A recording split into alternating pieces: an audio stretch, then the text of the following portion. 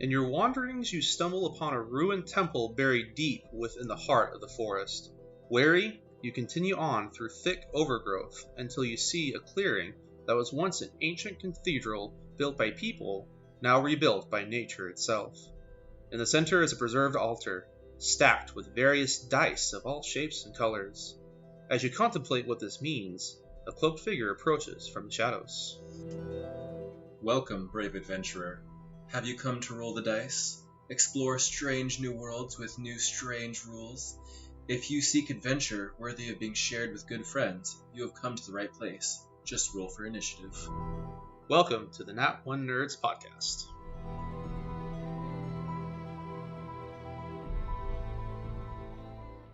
Hey, How's it going? it's going pretty good. I mean, I'd say so. I'm excited to be back for another podcast. I know, we are officially starting our Dungeons & Dragons 5th edition segment. Yeah, seems like just the other week we were starting this off. Now it's getting so big. Had like a whole 5 people listen to it. I don't know what the metrics are. 14, last I checked. Hey, that's actually pretty good Yeah. for no one having any idea who we are. Yeah. So, thanks guys. We appreciate you. Absolutely. So, but first, before we get started, I'm going to roll to see how intelligent I am this session here. All right, this let's see. intelligence. A 12, I that's gotta- passable. Yeah. And didn't you roll something earlier? Yeah, I rolled a charisma check to see how entertaining we'd be, and I may or may not have gotten a 1. So, we'll see how that goes down. Hey, at least we're living up to our name, man. Oh yeah, Nat One Nerds, let's do it. So Dungeons & Dragons 5th edition. Yes. Where should we start with that? Oh, there are so many places we can start with this. I mean, it's the staple. It's the classic. It's like the founding father of tabletop role-playing games. I'm sure there are some hipsters that would argue with you there. There's some system that existed before it, but it's definitely been the most popular, the one that's the most mainstream, ironically, because everyone always considers tabletop role-playing games as not mainstream, even though they definitely are becoming more so nowadays. Well, especially with COVID. Yeah. I feel like COVID actually helped with that. Between COVID and Stranger Things, Mhm. Dungeons & Dragons has just exploded. Absolutely. Well, I mean, Dungeons & Dragons was actually created in the 1970s.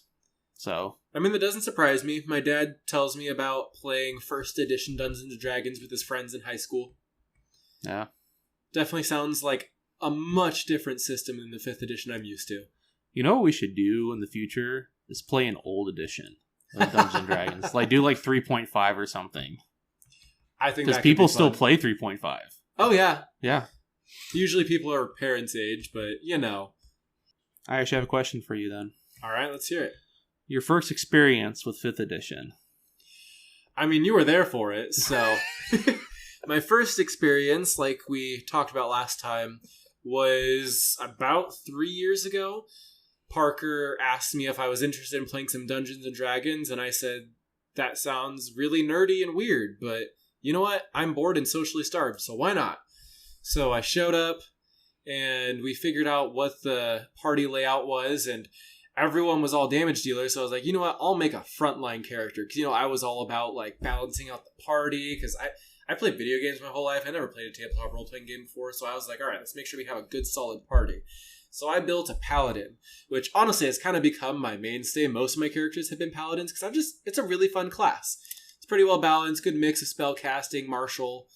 And it's straightforward. Yeah, it's you walk up and slap stuff and then block everything else. Paladins are literally the smite button of the game. You sit there and take damage until you're ready to deal your own, and then you just dish it all out at once, run out of juice, and go back to sitting there blocking. Oh. But I don't even remember what that character's name was. Do you? It's honestly been quite a while. I remember you had a paladin. I remember it was an Aasimar paladin. Yes. I do also remember that I had no idea how the game works, so I didn't know how modifiers worked. And this was before I found some nice apps that help facilitate that kind of stuff. So I was just doing straight rolls for everything. And I remember getting really frustrated about how everyone else was hitting everything and I was hitting nothing. And my damage was so low. And I had no idea why. And no one explained it to me. But I figured it out. Mm-hmm. So it was a little bit of a rough first experience, but I'd say overall it was pretty fun. I mean, it kept me going 3 years later. I still play pretty regularly. Yeah. What about you? Well, kind of like I mentioned in the last episode, I had somebody I knew from church. I kind of knew him, kind of not. I don't know how or why he messaged me, honestly. But he literally just was like, hey, you like Lord of the Rings stuff, right? And I was like, yeah. He's like, let's try Dungeons and Dragons. And I was like, And he's like, and he just kind of convinced me. He's like, well, I guess I can fall down another rabbit hole potentially, which I totally did. And I'm still falling and I'm still exploring. But yeah, it was just really fun. He just helped me build my first character. He was a human ranger. Nice. Yeah. Going for Aragorn there? No, he didn't. Not quite Aragorn.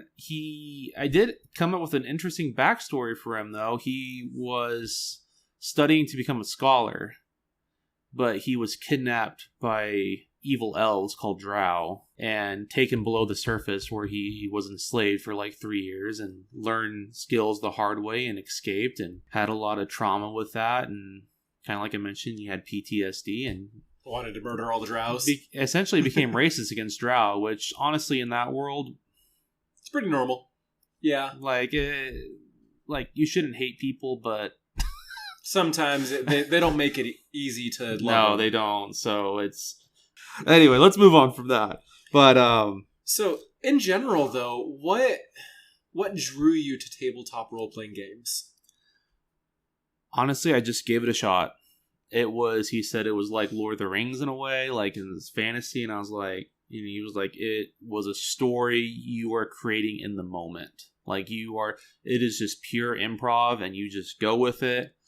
And it just was so fun. It was I quickly realized within the first session or two, or the first couple times we got together to play, that it was an amazing creative outlet for me. Yeah. It always has kind of reminded me of being a kid and whacking my siblings with sticks, pretending to be knights and dragons and stuff, but in an organized tabletop manner. It's pretty fun. Mm-hmm. Actually, in my studying, I'm going for a psychology degree right now. I did a little bit of a project on the benefits of tabletop role-playing games. There's actually some really cool stuff. Like, for example, they've actually shown that tabletop role-playing games can help people with both learning disabilities and social disabilities be able to branch out more and help with things such as math skills, social interactions, just being more comfortable with improving, things like that. Like, there's so many cool things that you can learn from Dungeons and Dragons, not to mention the fact that it's a great way to make friends. Yeah. No, and that was the other thing, too, that really drew me, was that not only was it an amazing creative outlet and a wonderful form of escapism, I just made solid friends. Mm-hmm. I mean, I still, after all these years, I still play with the guy that introduced me to Dungeons & Dragons and tabletop RPG in general. I value that so much. It's just so fun. We get along so well. I've gotten to know his kids. I got to know his wife. Like, it's just a fun time. Oh, yeah. And as you can tell, I still play with the guy who introduced me because he's right here with me doing a podcast. But a lot of my playing right now is with family. I taught my wife's family how to play, which was a bit of a scary experience because they're all very, how should I say it, traditional when it comes to what kind of content they expose their kids to. Mm-hmm. So the parents were not very sold at first of a game where they run around and murder stuff, which is how they viewed it, even though there's a lot more social interaction in it than just combat. There is a lot of combat, though, in Dungeons & Dragons. Yeah. But ironically, now my wife and all of her siblings play Dungeons & Dragons pretty regularly. I think 3 of her 4 siblings have tried DMing their own campaigns and are off doing their own adventures now. So I'd say it was a pretty good success. And as I said last time, I'm currently running one with my father, my wife, and my cousin. And it's always a fun adventure. I think another thing I love about tabletop role-playing games is just how inclusive it can be. Like, literally anyone can play, and you can play your character however you want and still have fun. Mm-hmm. Like, I ran a smaller campaign when I was up in Idaho for college with my wife, with her sister, a few cousins, and a roommate. And we had a wild magic sorcerer who role-played like a bard, but fought like a barbarian. So there's this sorcerer who's sitting there trying to be like the jack-of-all-trades jokester who likes to hit stuff with a club instead of using her magic. It was definitely interesting, and it kind of worked. Granted, it meant my wife had to do all the damage in the party, but you know what? They had fun, and that's what really matters. Absolutely. So one thing I've noticed, though, when I personally try to invite people to play tabletop role-playing games, especially when I say Dungeons & Dragons, their first response is always, I don't have time for that. Yeah. I view it as a regularly scheduled game night where we just keep playing the same game over and over because it's that freaking fun. I mean, honestly, so many people are willing to go have game nights with their friends on a regular basis. Like, you go hang out with your friends, you go to a bar, you go have a game night with your friends. Why not have a organized, scheduled game night that you do regularly that is just a continuation of the same game? It's not really that different. Not terribly, no. Because ultimately, and it's not just Dungeons & Dragons, this is for most tabletop RPGs, role-playing games, is that you're there to tell an epic, fun story with your friends, and you never know what's coming next. You never know what our characters are going to do. As you play your characters, they take on a life of their own, and it's just so fun to see that evolution and that creativity just flow. The amount of inside jokes is unreal when you have a solid group. But once you find that solid group, it is totally worth the commitment. Now, obviously, life happens. That's a fact. Yeah. But if you're truly dedicated to a group and you do it, you get so much out of it, which is kind of why I'm interested in bringing potentially, I need to ask him first, but my original Dungeon Master to come on and do like a psych episode. That'd be so much fun. Where we go further into depth with it, and obviously you two will take over, and I'll just be the guy that asks questions because I'm not a psychology major. I took a couple classes, but I think it'd be really interesting. So, but it is worth the commitment. Like, I even introduced this to my sister, and she still decided that she didn't want to commit to a long-term story. But the beautiful thing about Dungeons & Dragons, and I'm sure for a lot of other systems, is that you can do what's called a one-shot, where it's a one-night, 2 to 3 hour mini story, little mini adventure. You just do it in one sitting, and then you're done. It's not a story that has to continue. It's not left on a cliffhanger. It's just very simple. Yeah, and that way you can just play whenever you want, do whatever you want. I've heard stories of people who do a combination of the two, where they run, like, say you're a mercenary guild or something, and each one shot is just like a mission you guys are taking on or some sort of challenge that's been presented. And that way there's not a continuing story you have to worry about. You don't have to worry about meeting regularly. You just get together when you want to have some fun, play through whatever that engagement is, and you're set. Yeah. So there are a lot of options. So if for whatever reason you still feel like you can't commit, but this still intrigues you, go find some people to do a one-shot with. That friend, I'm sure most people, honestly, they have a friend somewhere in their friend group that plays Dungeons & Dragons. Or some other tabletop RPG system. Like, they may play Fates. And if worse comes to worse, especially with the age of COVID, there's always groups online. You can look pretty much anywhere on social media, forums, anything, and you will find hordes of people looking for someone to play with. So there's always someone you can find. If you want to play, they will come. We will flock. Oh, yeah. We will be eager to bring you in. But I promise it's not a cult. Unless you actually do join a cult. And then in that case, no judgment. Do what you want. Yeah. I mean, definitely not plugging for Cthulhu here or anything. That is one system called Cthulhu. We'll definitely, I'm sure, get to that. That'll Lovecraftian tabletop RPG, man. That one has amazing role-playing aspects in it. Yeah, oh my gosh. I'm looking forward to that. But speaking of aspects, I think one thing I want to bring up is that Dungeons & Dragons, there is a lot of role-playing in it, but it is probably more on the combat side. So many roles, things you do. It's about having an adventure and defeating the villain, and the most classic way to do that is to go fight the villain. Fight the bandits, fight the werewolves, fight this, fight this. It's your classic hero's adventure. You gotta fight your way through a pile of bodies to get to the main villain, fight them to get whatever you're trying to save, rescue, achieve, whatever, and that's it. Yep. So for someone who's looking to get into Dungeons and Dragons, what kind of stuff would you normally need? Like, do you just show up to a table? Do you need to get anything?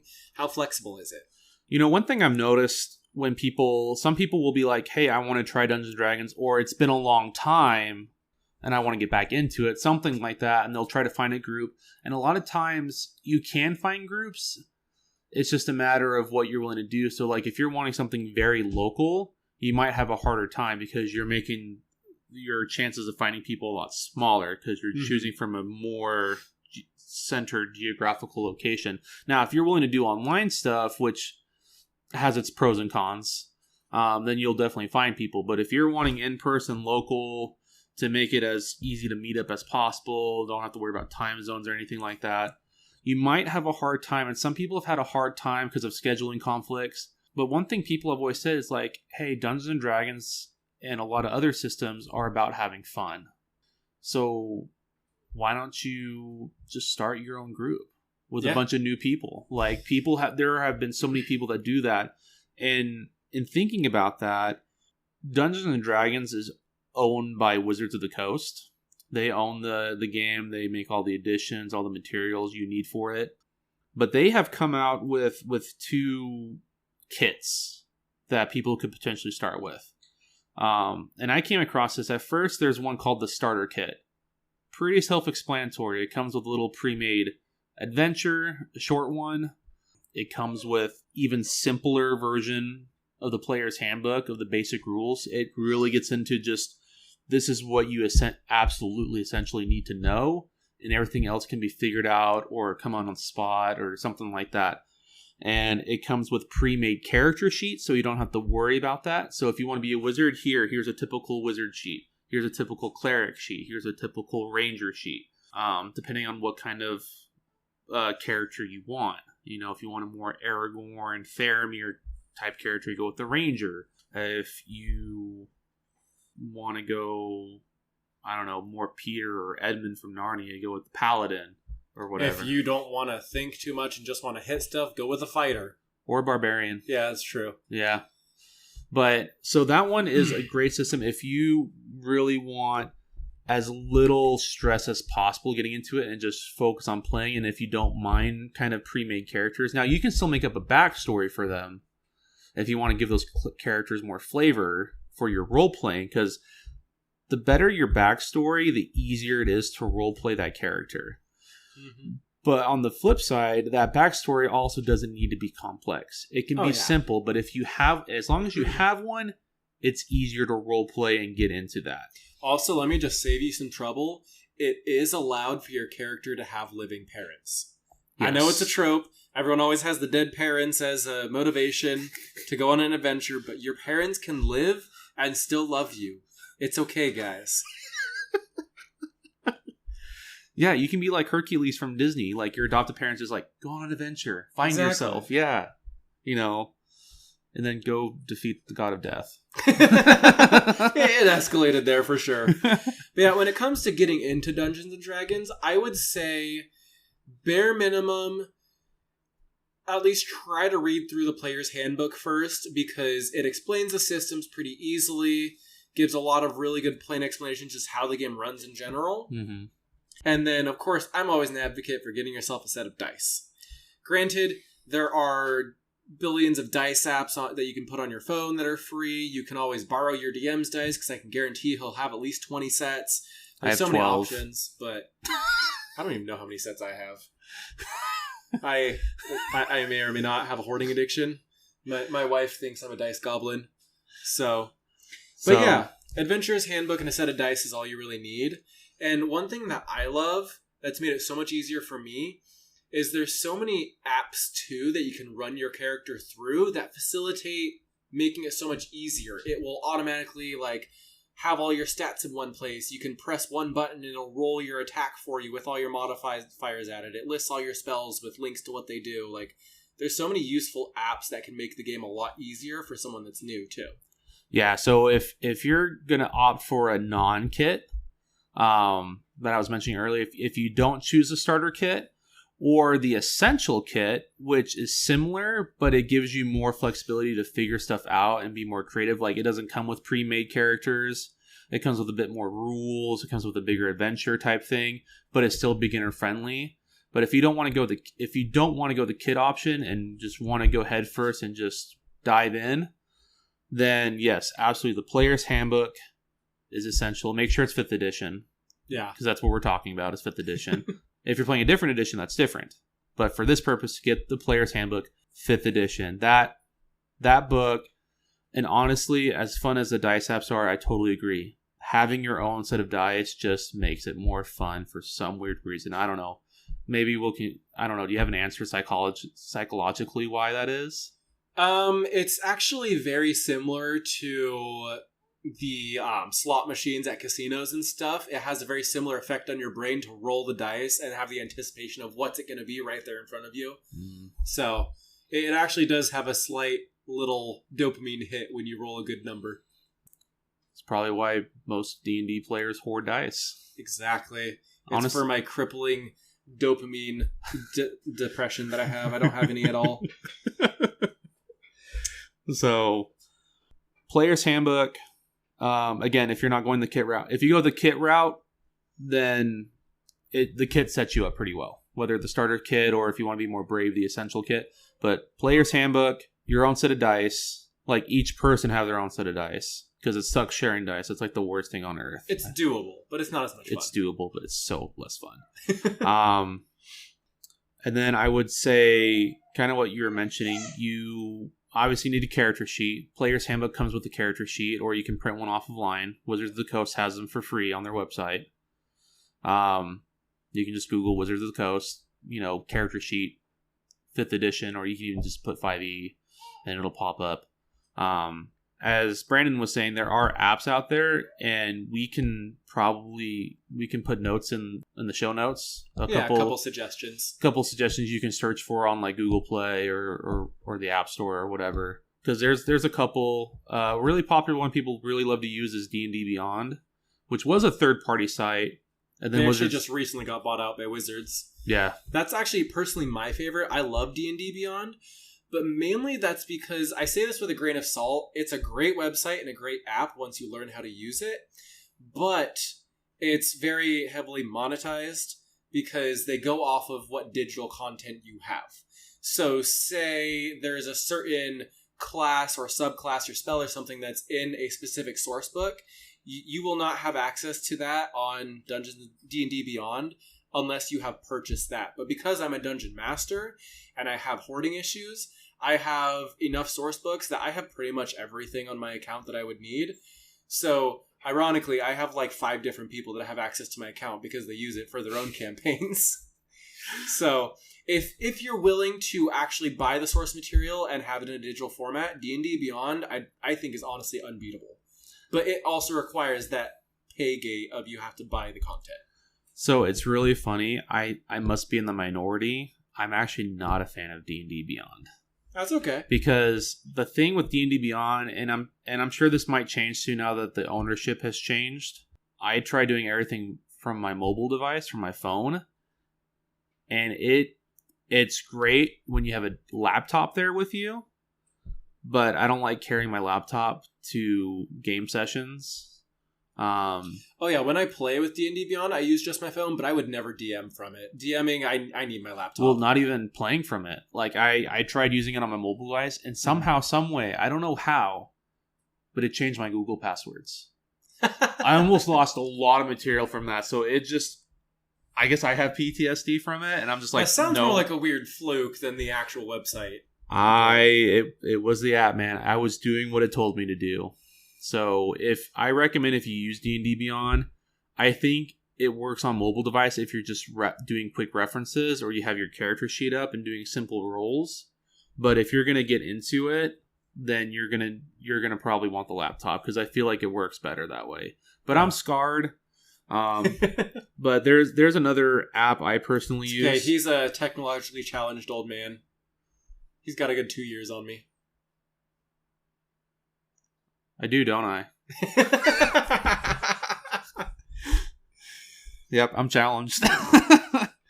But so what are some of the apps that you like? So the app that I personally use is called 5th Edition Character Sheet.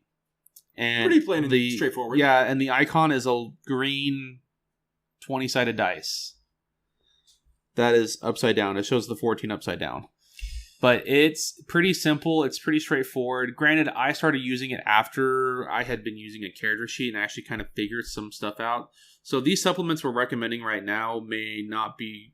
I think, honestly, the best way is your very first session or two. As cliche as it might sound, I honestly think the classic paper and pen character sheet that's provided in the handbook and on the Wizards of the Coast website is the way to go. Because if you're actually filling it out, you're going to learn a lot more than if you try to use an app. Because I know for me, there's some aspects that I probably should know right off the top of my head, but because I use the app, I've allowed it to just figure it out for me, and I've forgotten how to do that from paper and pen. Like, I was helping a friend build a character, and I was like, oh, shoot. I got to double check this, because I wasn't 100% sure, and I had to double check, and I had to look it up. I think your first time, as slow and as weird and as intimidating as it might look, because there's a lot on that sheet, do the character sheet. See, ironically, my first time playing, I was scarred by the paper sheet, because I tried the paper sheet, and I had absolutely no idea what was going on. I didn't know what numbers to add to where were my spells listed, how do I do this, and so... to each their own. Well, maybe I should modify my recommendation. Do the paper and pen sheet and do the whole thing with your dungeon master. Yes, it helps if you have someone explain it to you. Yes. Because if you do it with them, because your first session, honestly, most players, if you have a decent group, they're going to be patient with you and they're going to help you through it. Mm-hmm. And, because the best way to learn ultimately is to just jump in. You kind of have to, it's kind of like learning a language. You can prepare, you can learn a lot of vocab, you can learn a lot of stuff. You can even start to speak it, but you're never going to be fluent and you're never going to really learn a lot as you would if you just went to the country of origin. Like if you're learning German, just throw yourself in Germany. Just jump in and speak it. Granted, I can't afford to go to Germany right now, so I won't learn German, but... Heck, I can't even afford to go to the gas station right now, but that's life. Ooh, burn. So... Burning petroleum. Wow, I'm the one who's supposed to have the dad jokes, but I guess I did roll a 1 on my charisma, so I gotta pass it off to you. Well, I know someday for us it'll be the mom jokes. Oh, yeah. So now that we have the materials for getting started playing... Actually, I will recommend one other thing. Okay. So if the character sheet will have places to write things down at, but if you really want to get into the story and make your dungeon master feel appreciated, bring a notepad. Or some kind of and write notes. And they can just be little bullet points.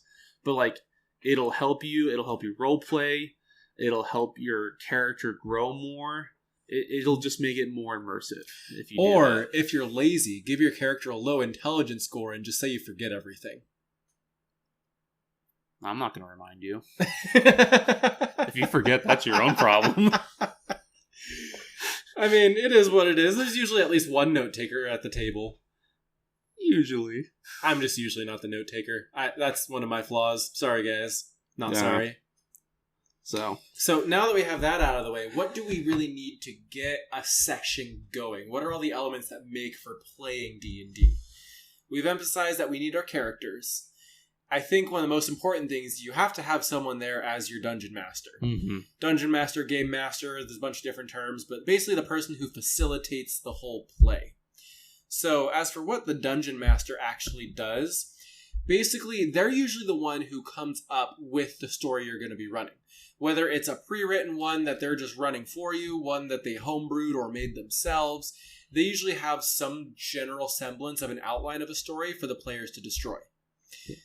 So, the DM will bring that. They typically will roleplay all the other characters that the players interact with outside of their own characters. They'll roleplay the enemies, the monsters, the environment. They basically are the ones weaving the story around the players. Having a good villain voice is a huge plus. Having a terrible villain voice is also a huge plus if you want to have it be a funny session. Yeah, I usually go for that second option personally. Because as we established, I am not a good voice actor. I have genuinely considered taking voice acting lessons a few times just to up my DMing, because I think it'd be so much fun. Because I can improv decently, but my voices are terrible. So everyone just ends up having my voice. Occasionally I'll try an accent, but it usually fades after like 2 interactions with the NPC. So that's the other thing too, is that if you happen to watch like Dungeons and Dragons streams on YouTube or podcast, a lot of these guys, some of them are like voice actors. Like the most popular one is Critical Role. They're professional voice actors, and you see what they do. Just accept that you're not going to be Matt Mercer. Yeah, ever. You're not gonna be Jeff Kanata. Like because these guys, I don't know how they do it. Not only do they have amazing voice ability, but they have like a photographic memory on top of it. And the players will be like, hey, I want to talk to this NPC or this non-playable character that the Dungeon Master or Game Master controls. I want to talk to this random person that we haven't talked to in like 15 sessions. And they will pull up the voice just like that. And not only will they pull up the voice, they still remember the whole character's background. They remember the last thing they said to you. Yeah, and there's no preparation because they did it on a whim. Because as a dungeon master, and we'll get into this in another episode, but if you're going to be the dungeon master or the game master, your players are going to do the weirdest stuff, and there's only so much planning you can do before you just have to accept that half of it is always going to be improv on the spot stuff. That's why I emphasize that the dungeon master's job is to bring a story for the players to destroy. Yeah. Technically, we probably should say for the players to create with him, but that works too. Because that's probably more true. There's a lot of different ways to run a campaign. There are sometimes, like I said, there are pre-written adventures or modules you can run through. You can run through your own homemade ones. Some people do what they call a sandbox adventure, where basically all they do is the DM just reacts to the players and builds a story around them as they go. Mm-hmm. And that takes some amazing improv skills. But it completely depends on what the players want to do, and it can go off the rails very quickly. So it kind of just depends on what you're in the mood for, what the players are in the mood for, and that's why I always advise before you start a Dungeons & Dragons campaign is do a session 0. Yes. Which is basically where everyone gets together, you're not playing yet, and you just kind of discuss expectations. What do people want from the campaign? What do they want to play? Do they want more combat, more role-playing? What, for example, if there are any triggers any of the players have that the DM needs to avoid? What kind of things are and aren't allowed if you want to set ground rules? There's a lot of things that it helps to discuss before you actually play the game. Yeah, absolutely. I can't agree with that any more than I can. 100%. Let's talk about another favorite subject of ours. Let's talk about some dice, which we rolled earlier. And Brandon did a beautiful... The shiny math rocks. The shiny math rocks, yes. Because there are... Well, I should probably know the number of these. 7 dice. There are 7 dice, yes. I can't mental math, man. How do you forget that? I can't mental math. I guess that's fair. I can do math. I just can't mental math. Unless I'm doing it literally over and over again. But we'll probably discuss why I don't always think of every single dice. Because there are some dice that are used way more often. And then there are some that are almost forgotten about. This is true. Now, a quick way to remember what the dice are is there's a slang term where you say the letter D followed by a number, and typically that number is how many sides the dice have. So, for example, a D6 would be a normal 6-sided die that you use for pretty much every other game on the planet, and that's going to be your standard 6-sided die. A D4 has 4 sides, D8 has 8 sides, it goes all the way up to 10, 12... 20, and they also have what's called a percentile die, which I've seen some that have 100 sides and they're basically just a ball, and I've seen other ones where it just goes by tens and you use it in conjunction with the D10 to make a percentage. Yep. So the most common one, and the other thing too to remember, another thing about the slang is that it'll be D this and D this, so it's signifying what kind of dice you're using, but sometimes there'll be a number in front of that D. So if I say 2D6, I'm telling you to roll 2 6-sided dice. Yeah. Or 3d8. I roll 3 8-sided dice. Or if you're a rogue and do sneak attack at a high level, then you roll 10d6. At that point, you just throw a bag of d6s at your DM. Yeah. Although I love it when I roll that many dice. And all the players are just cringing like, oh my gosh. But Oh, that's one of my favorite tricks as a DM is if your players are ever getting unruly, just start rolling random dice behind your screen until they be quiet. It works every time. They know you're doing stuff, but they don't know what's going to happen because you're determining things by chance. Because that's the fun aspect of a lot of role-playing games is that they have these dice, and it helps determine what happens. It's almost like the dice essentially put coincidence into the game for the role-playing. There's probably a better way to explain that, but that's what I'm coming up with. But let's talk about the most commonly used dice out of the set. The D20. Ah, yes. The one that you'll either love or hate the most. Your dungeon master will tell you to roll this dice the most often. Honestly, other than in combat, I can't think of any other times when you would use the other dice, because most of them are just used for determining damage. Or healing. Or healing, yeah. But that's only if your cleric doesn't hate you. Yeah, that's true. And we'll talk about the different races, classes, and other stuff in upcoming episodes here. So, like, our next episode will be on character creation. Character creation and what the player themselves should be most aware about when playing Dungeons & Dragons, especially when it's their first few times at level 1. And we'll explain levels too, because your character can level up and get more skills and more abilities. But the D20, let's go back to the D20. So the D20 will be used to determine the likelihood of an outcome the most often. So for instance, your character sheet will have a bunch of stuff listed. So you have different stats. And again, we'll go over those in the next episode in more detail. But let's say one of those stats is intelligence. And under intelligence is a bunch of skills. And how good you are in those skills is determined by your intelligence stat number and your proficiency number, which at level 2 is +2. You add +2 to the roll. But again, we'll go into more detail in the next episode. But for simplicity's sake, let's say I ask you to roll if your character is looking for something specific, or they're trying to find something in manuscripts or something like that, or they're trying to solve something, the DM or the dungeon master will say, roll me an investigation check. You're going to pull out your D20, you're going to roll it, and based off that investigation modifier, which is determined by your general intelligence modifier or number and your proficiency number, +2. So if I roll a 7, and then I have a proficiency bonus, 7, 8, 9, and then depending on my intelligence, it could be, say my character's smart, they're going to get another +2. So really it's 7, 8, 9, 10, 11. So I got an 11 total. So it's Unless you're a meathead, you could have a -2 for all you know. You could have a -2, yeah. So whatever number you roll in the D20 isn't the number you stick with. You have to add those modifiers on. But so the lower you are, the less likely you're going to be able to accomplish what you're looking for. So in this case, if I'm poring over manuscripts and technical writing, trying to find something, as a dungeon master, the chances of me saying you're not quite finding it, it's lost in these jumble of words, or these symbols are just so exotic and new to you that you're not quite picking up what you're trying to find, or you have a really rough idea but you can't count on it, or something like that. So it determines, and honestly, the dungeon master has a lot of power, but that's just the nature of the game. In order for it to work, and that's why it's important to have a good group.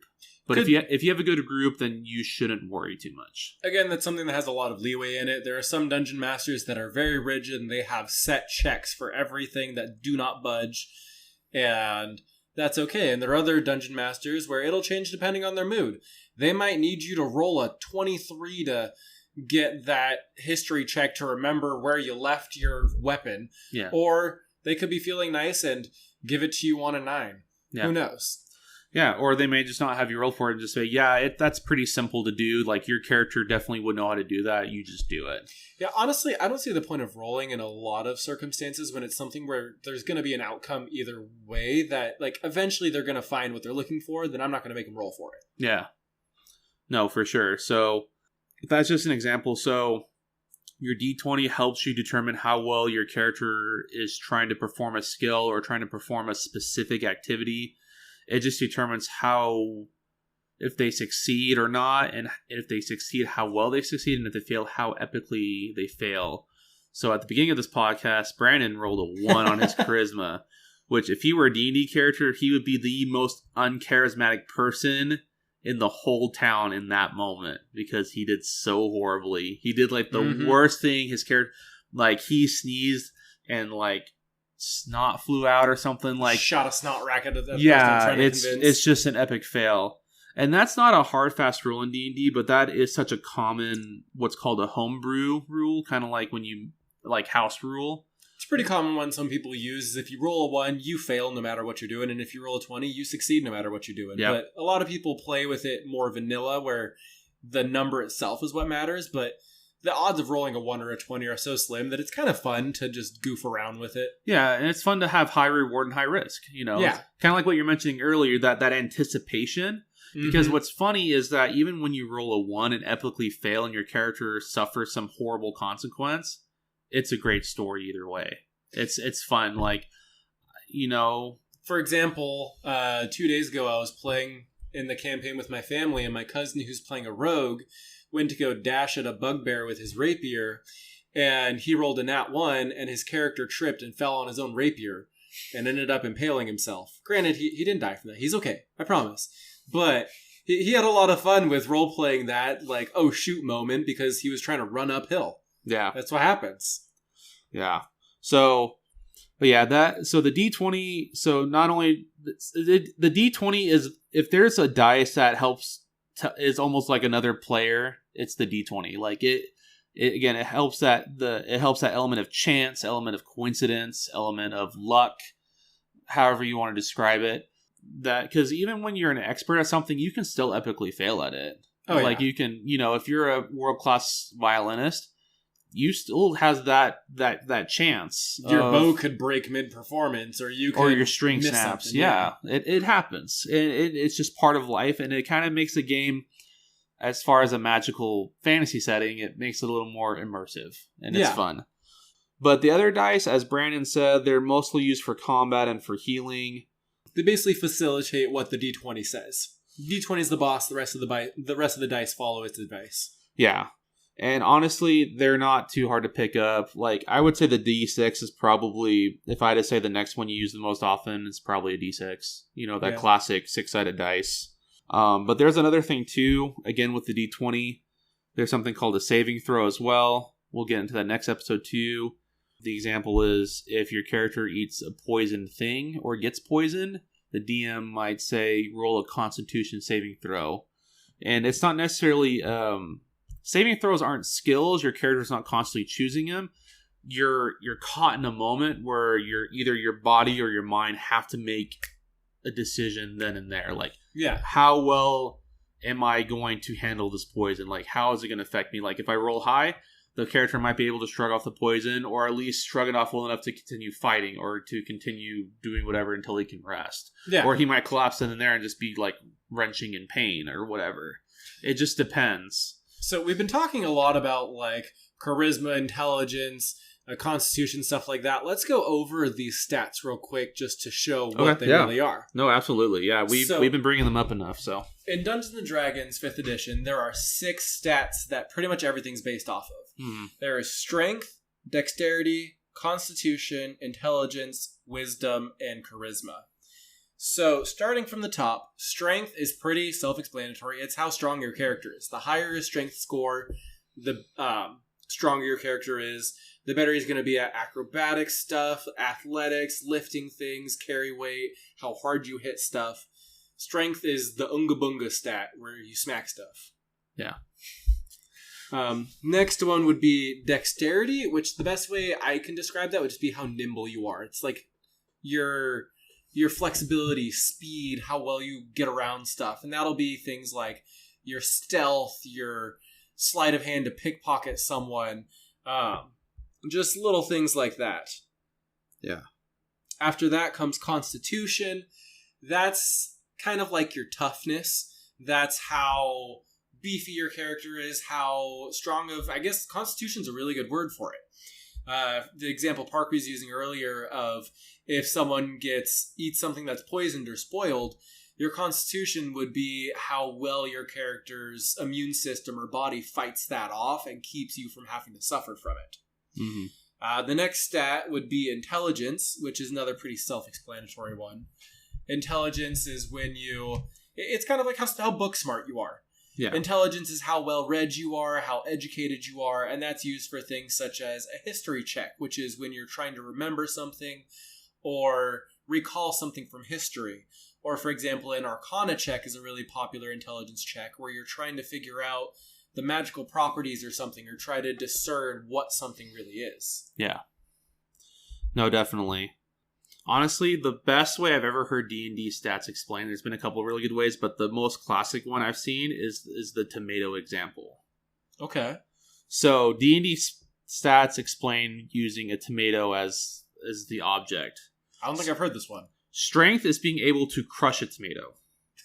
Dexterity is being able to dodge a tomato. Constitution is being able to eat a bad tomato. Intelligence is knowing a tomato is a fruit. Wisdom is knowing not to put a tomato in a fruit salad. Charisma is being able to sell a tomato-based fruit salad.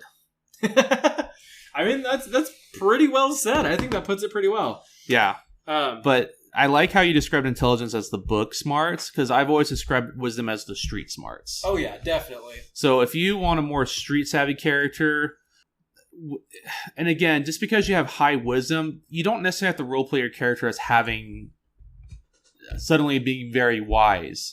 It could just be you're really good at knowing what to do in a certain situation. Yeah, or a lot of your skills are under the wisdom stat.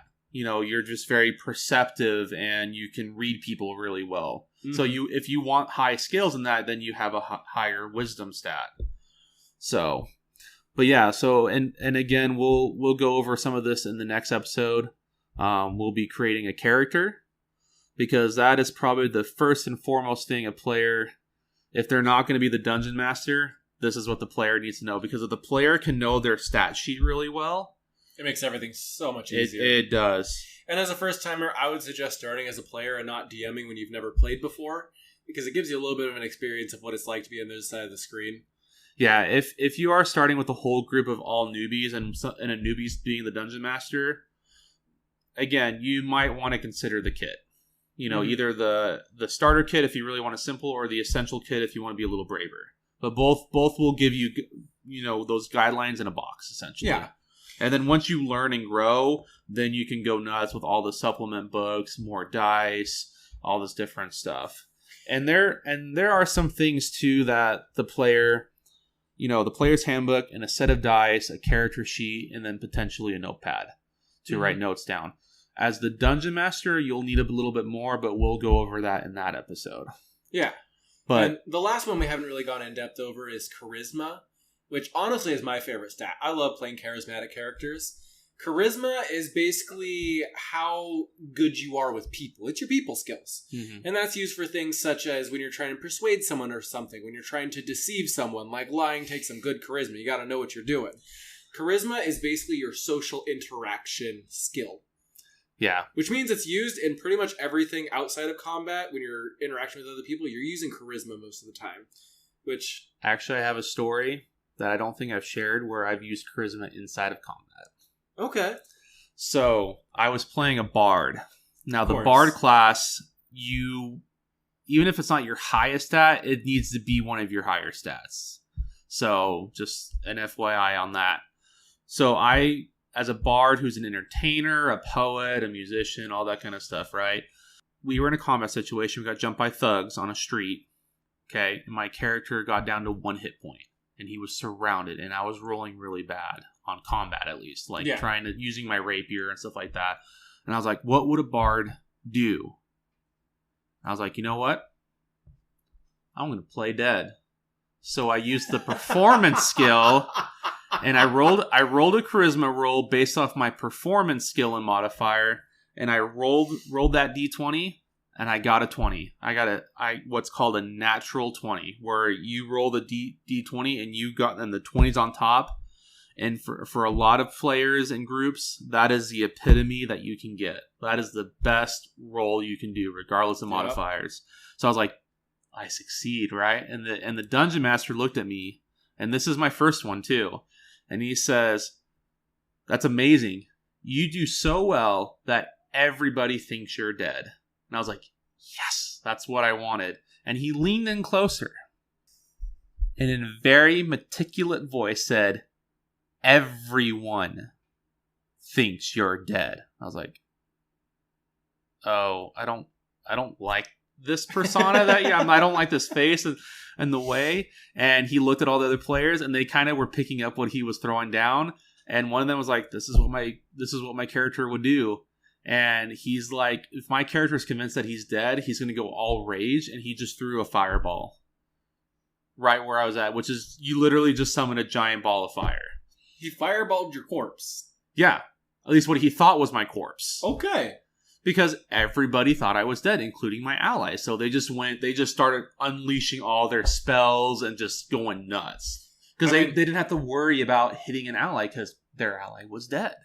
That makes sense. Which consequently, my allies killed me. And I had to make a new character. I was going to say, it's a good thing you didn't have a lizard folk in your campaign who tried to eat your body. But well, what they did was afterward is that they scooped my ashes into an urn, and they carried the urn the entire rest of the adventure. So I was always with them still. Yeah, one of them even used them as what's called a spellcasting focus. He literally would hold my urn and cast spells that would originate from the urn. Nice. And I didn't know how to feel about that. I mean, I feel like that's dangerously close to a phylactery at that point. But anyway, I thought that would illustrate both the D20 and the charisma a little bit. Because you can get creative. That's the whole point of this, is that, at me personally as a dungeon master, I want my players to be creative. And I want to reward that creativity. Now, if it's gonna shatter, what I feel like should be possible in the scenario, or they're shattering the rules or completely going around them and stuff like that, I might put up some in-game restriction explanation as to why they can't do that. But for the most part, I want to reward them because it makes it more fun for everybody. So if you find a way to be able to carry 50,000 pieces of gold out of a cave, then you can. Although I might have a magical barrier that only lets you carry half of it out because the person that's hoarding that gold isn't going to let it go that easy, But, yeah, it's okay though, because my character may or may not have left a mark on there to identify it later so we can go do some digging. It is what it is. Yeah. Player characters are going to do what they do. So there's not a whole lot I can do about that. But speaking of combat, I think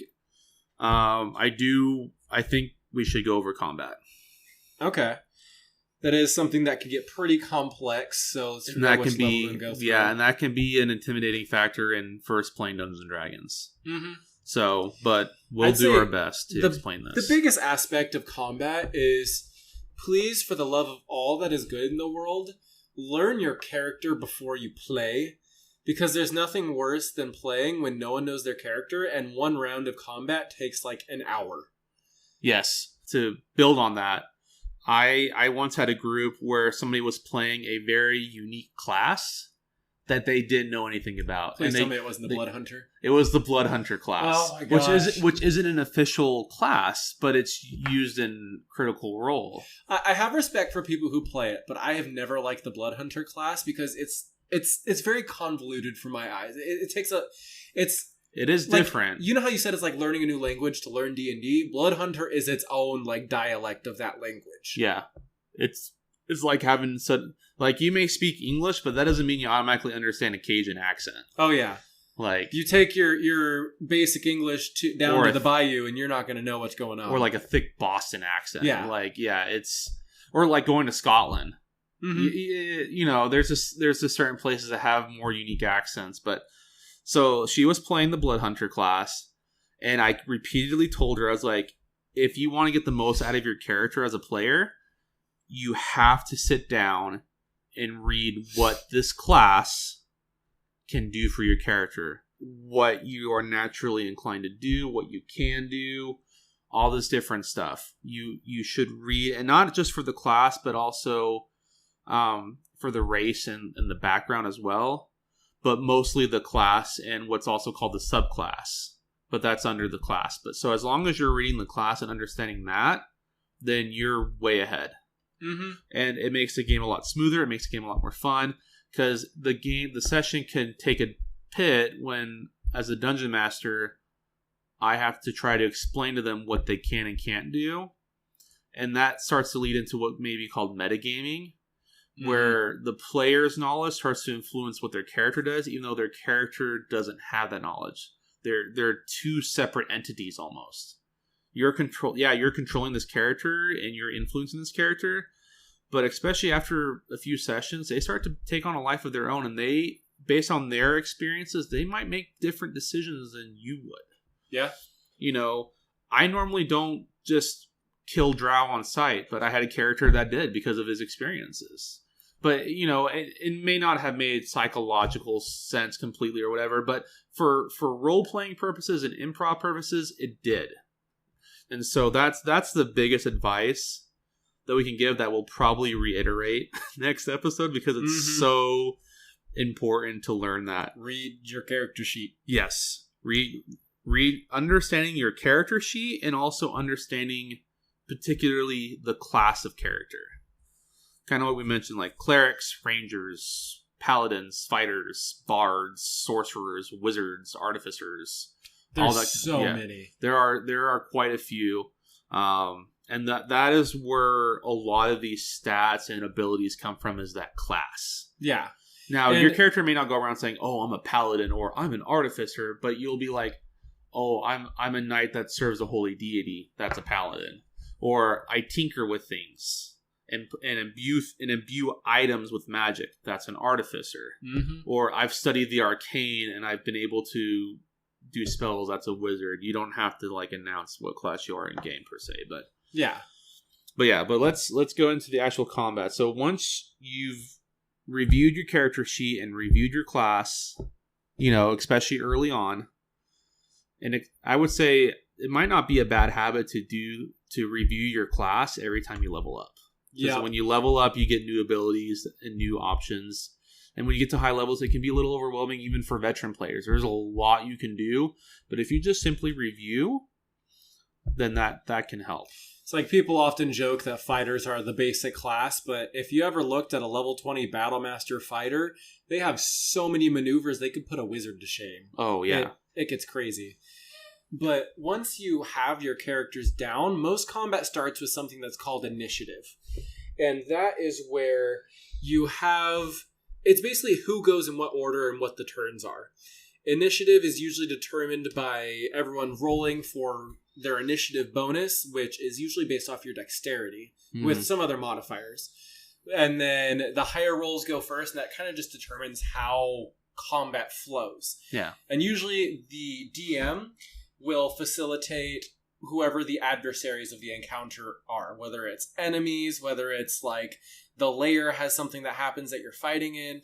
The DM controls everything outside of the players. Yeah.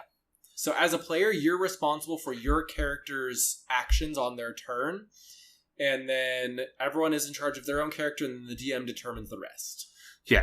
So the first thing, oftentimes the most classic example is pretty much when you get into a combat scenario, the Dungeon Master will usually say, roll for initiative. That's the most common phrase to be like, okay, because it's not only telling them what to do, but it's also like, okay, now we're entering the turn-based combat system in D&D, which a lot of video games do too. Some do that too. So a lot of the times, roll for initiative is code for you screwed up with your role-playing. Yeah, or you got ambushed or whatever. So you roll, and as Brandon was saying, the biggest factor in if you're going to be going first, if you want to increase your chances of going first every time combat happens, or you want to be one of the first, having a high dex stat or a dexterity stat will help with that. Mm-hmm. And there's features and stuff that you can gain as you level up, or you can add +10 to your initiative. So some people just really like to go first, which Yeah. there's benefits to that. But Yeah, for example, if you're like a Gloomstalker Ranger and you get that extra attack off, or if you're an Assassin Rogue and you get your sneak attack, there's some people that really benefit from it. And there are other classes where they couldn't care less which order they're in. my wife always takes the alert feat when she levels up to the appropriate level. So, but yeah, so everybody takes a turn, and then the biggest thing is that, and this is for the villains too, or whoever you're fighting. So you will have, so when it's your turn, you will have 3 options, I believe. Yeah, basically each character on their turn, they have movement, an action, a bonus action, and a reaction. Yeah, sorry, 4. So movement is pretty self-explanatory. It's how far your character can move per turn. And 1 turn in 5th edition Dungeons & Dragons represents 6 seconds of combat. So Roughly. everything that happens in a whole round will have happened within 6 seconds. So you could have a combat session that goes for an hour and a half, but in story-wise in the game, that could have been a 2-minute fight. Yeah. And it just happened to drag on because there's so much going on between everyone interacting there. Yeah. So movement is how far you can move. Most characters have a base movement speed of around 30 feet is the average. Yeah, 30 feet is kind of the default. And depending on, so like if you're like a halfling, or for, another term is hobbit, but in D&D it's halfling.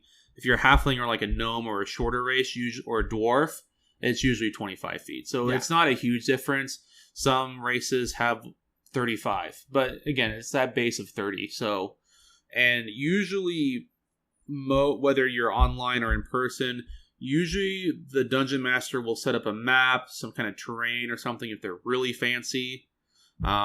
I personally just use a whiteboard. I keep it pretty simple, and I just kind of draw it out. I've seen a lot of different methods. Some people, like you said, I like using whiteboards, drawing it out. I've even done a piece of paper with a pencil marking people. I've seen people using electronic screens, which is kind of fun. Or sometimes, if it's a smaller encounter, I'll just use theater of the mind, where you just kind of imagine where everything is. Yeah. So, and usually those maps, and I recommend this if you're new or if a lot of the group is new, will have squares. And in D&D, the default for those squares is 5 feet of space. So it's like a 5x5 space. Yeah. And you can move different squares. You move diagonal. You can do whatever as long as they're as long as they're going. So, but yeah, you have the movement speed. You have an action.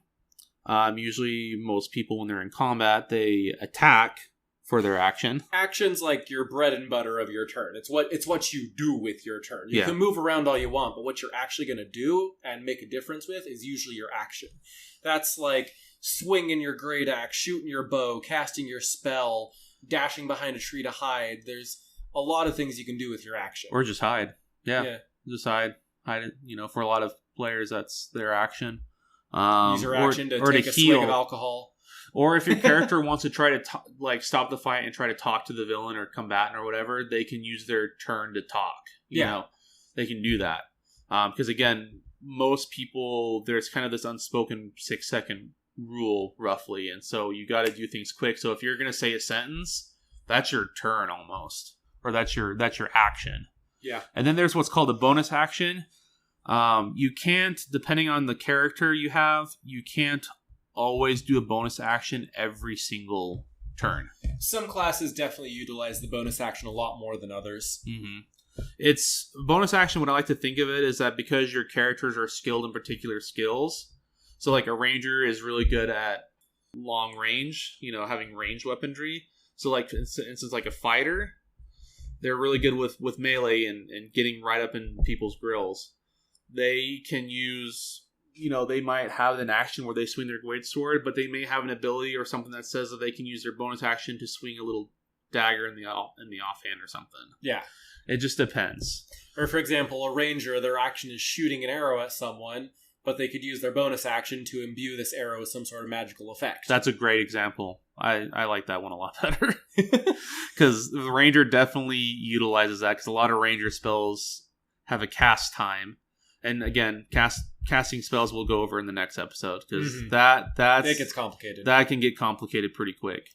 So the final aspect of a turn is a reaction, which is usually something that you do when it's not your turn. For example, one really common reaction is attacks of opportunity. If an enemy runs past you, a lot of the times you get to take a free shot at them as they run past. Just quick little jab as they're going by. Yeah, that's probably the most common thing. And again, it depends on how you build your character, the class, and the skills you take. Like, for example, spellcasters, a lot of them have access to a spell called Shield, which you could use as a reaction. Which is basically, if someone's coming at you, you can just throw up a quick magical shield to help you block it. And that's used as a reaction as well. Yeah, and you can only use a reaction once per round. And when we say a round, that means where a round is when everybody has a chance to take a turn and it starts back at the beginning. So for like example, a whole horde of enemy rushes past you, you're not going to get to take a free pot shot at every single one of them. Yeah. No, you only get one because, again, things are happening in story-wise. They're happening really quick here. Mm-hmm. But yeah, those are the big things in combat. Again, the best way to understand is just simply to read up on your character the best you can. Again, you don't have to be perfect. You don't have to, but if you can just simply reading it, just getting it kind of, at least having a vague notion of what you can do, even that alone can help you a lot. And as always, when it comes to Dungeons and Dragons, if you're confused about something, more often than not, the Dungeon Master's got some experience under their belt. Ask him. Because ultimately, Dungeons and Dragons have all these rules, but ultimately the Dungeon Master, if they feel like this would be a more fun option for this particular group and for this adventure and the story, they'll bend the rules, or they'll even take some stuff out. Or they may allow you to have a free, they may give you a second reaction for whatever reason. They can do whatever they want. But it's always for the betterment of the group. At least it should be. Yeah, that's always the most important part, is making sure that everyone's having fun. And that's why whenever I DM, I like to play a little more flexible and play with a little bit of what we call rule of cool, where if someone tries to do something that's really cool and isn't necessarily game breaking, I'll throw them a bone sometimes and let them try it. Yeah. And it leads for a lot of really fun interactions. I don't know. Do you have any instances of some cool adventures you've played where you rule of cooled something? Honestly, this campaign that we're doing together, you guys all bought a donkey, and as soon as I said it was a male, you all named it after the Dungeon Master. And I was like, definitely not saying anything that we named a donkey after our DM, but my wife thought it was hilarious. Wasn't she the one that suggested it? No, that was Angela. Oh, okay. Yeah. So, yeah, I mean, your players are going to, again, the inside jokes, it's, with a little bit of luck, you can find a really good group of friends with this. Oh, yeah. So, but hopefully this gets people things to think about when they're going in. As I said, we'll get a bit more into character creation. We'll go over the stats again. There'll be an episode just for the Dungeon Master, for people that are even thinking about it. But even if you don't want to be a Dungeon Master, it's still nice to know some aspects, because they have a lot. It's a lot of work. I wouldn't say it's a part-time job per se, but it could be that way if they really throw themselves. And I've seen people who actually do DM as a job. I need to find how to do that. So. See, that's one where you got to get those Matt Mercer level talents going, the voice acting and everything. So people are paying you. Yeah, that's not going to happen. So, but I think that's about it for the basics of D&D. I felt like we covered everything pretty in depth. Mm-hmm. If you guys have anything else that you want to see covered, or anything that you think we missed, feel free to reach out to us on social media. Our email we mentioned, that's nat1nerdspodcast@gmail.com, or nat1nerdspodcast on both Facebook and Instagram. Yep. We love hearing from you guys. Hopefully you guys learned something helpful from this session. You got anything else for him, Parker?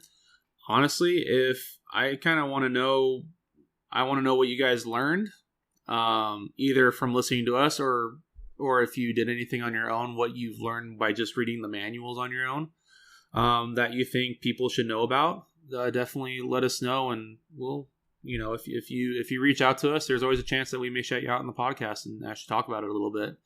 But let us know your thoughts for sure. We definitely love hearing from you guys, and let us know if you have any specific questions, if you think there's something we missed, if there's something you want to see when we're doing character creation. For those that are a little more familiar, maybe you guys can suggest a good class to build a character based off of. Maybe we'll even do a poll on our social media asking what kind of characters people want us to build. I like that. I like that. Let's do that. So I think it'd be fun if we each picked one. yeah. But that'll be our next session is character creation and what you need as a player specifically in Dungeons and Dragons. And there's a lot that goes into character creation. So join us next time on Nat One Nerds for character creation and playing D&D. Yeah. Thanks again, guys. This is Nat One Nerds signing off. Happy rolling.